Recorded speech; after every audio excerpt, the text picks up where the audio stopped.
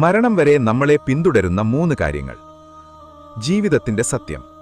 മനുഷ്യൻ ജീവിതകാലം മുഴുവൻ ഓടുന്നത് പണത്തിനും പ്രശസ്തിക്കും വേണ്ടിയാണ്. ഒരു വീട് വയ്ക്കാൻ, ബാങ്ക് ബാലൻസ് കൂട്ടാൻ, വസ്ത്രങ്ങൾ വാങ്ങാൻ, ഇങ്ങനെ നീളുന്നു നമ്മുടെ ആഗ്രഹങ്ങൾ. എന്നാൽ എന്നെങ്കിലും ചിന്തിച്ചിട്ടുണ്ടോ, ഒരു ദിവസം ഈ മണ്ണ് വിട്ടുപോകുമ്പോൾ നമ്മൾ കൂടെ കൊണ്ടുപോകുന്നതെന്താണ്?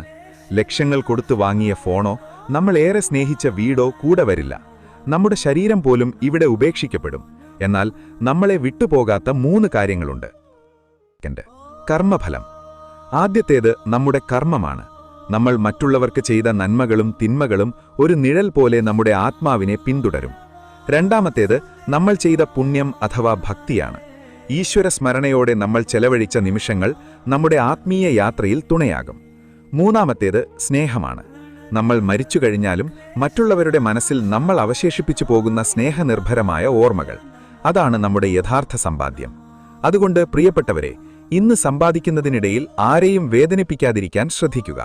ഒരു നേരത്തെ ആഹാരം വിശക്കുന്നവന് നൽകുന്നതും ഒരാളെ ആശ്വസിപ്പിക്കുന്നതും വലിയ പുണ്യമാണ്.